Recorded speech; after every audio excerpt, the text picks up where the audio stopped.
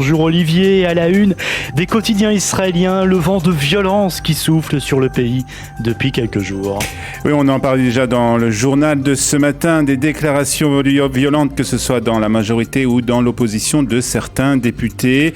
Et le Yedéot Ahronot fait sa une avec ce sujet et un titre, les mots ont un pouvoir. Il reprend les déclarations faites ces derniers jours par l'ensemble des députés et Sima Kadmon déplore l'appel d'un député de droite à arrêter Yair Lapid et Benny Gantz pour trahison. Ce sont des jours pas ordinaires, écrit la journaliste. Une toute petite étincelle peut mettre le feu aux poudres à tout moment. Elle ajoute que la seule façon de protester contre ce qu'elle nomme un coup d'État policier, c'est de descendre dans la rue. Éditorial de Sima Kadmon ce matin dans le Yedéot Ahronot. Et le président de l'État, Yitzhak Herzog, quant à lui, essaye de calmer les esprits. Oui, le Maariv nous dit qu'il a appelé les politiciens et les citoyens à calmer le jeu dans le discours et dans l'espace public. Les valeurs de la déclaration d'indépendance sont la boussole de notre pays et je ne laisserai personne leur porter atteinte. C'est une période sensible et explosive. Je suis conscient des voix des deux côtés, de leurs douleurs, de leurs soucis et de leurs angoisses. Et je les ai constamment à l'esprit, a écrit donc le chef de l'État sur Twitter. Et puis le Israël Hayom ajoute que le Premier ministre Binyamin Netanyahou s'est entretenu, lui, avec le président Yitzhak Herzog, déclarant: dans un pays démocratique, on n'arrête pas les dirigeants de l'opposition, tout comme on ne traite pas les ministres du gouvernement de nazis, faisant référence à des slogans entendus durant des manifestations contre le gouvernement. Personne n'appelle non plus les citoyens à lancer une rébellion civile, a-t-il ajouté.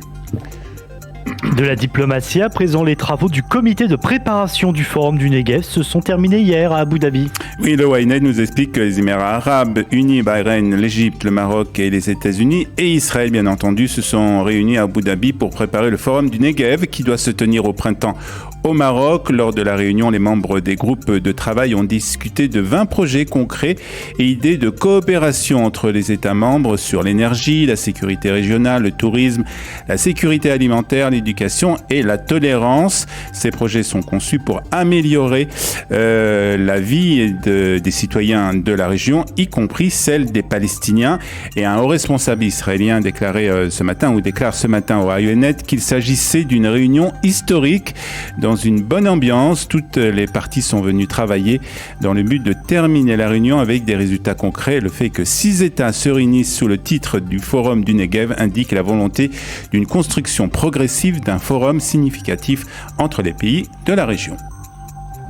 Et l'on reparle ce matin du procès Netanyahou avec les débats qui doivent reprendre aujourd'hui après une interruption de l'audience demandée par les juges du tribunal. Oui, c'est le Maariv qui l'annonce ce matin. Il nous rappelle que lundi, les juges avaient été contraints d'ajourner temporairement la première audience du procès pour corruption de Binyamin Netanyahou depuis son retour au poste de Premier ministre après que les avocats de la défense leur ont crié dessus.